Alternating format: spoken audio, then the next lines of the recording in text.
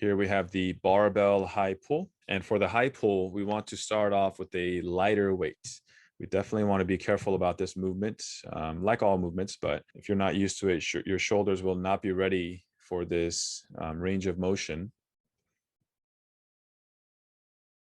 So the starting position is consistent with a lot of other barbell movements.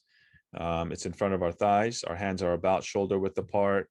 My feet is nice and flat. Knees are slightly bent, but my whole legs are nice and firm.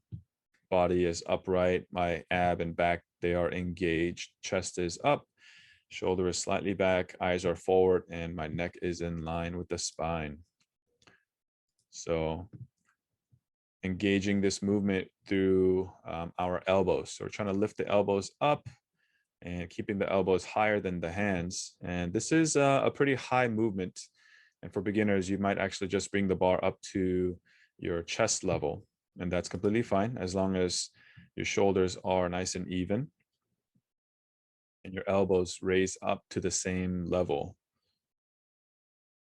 So control, try to pause at the top and control on the way down and set it down safely on the floor. So this movement is pulling upwards. And if you have any pain, any discomfort, or a significant imbalance from your right side to the left, we want to definitely make sure we're working on your stretching and mobility and training this exercise with individual dumbbells and doing it one side at a time, the single arm high pulls.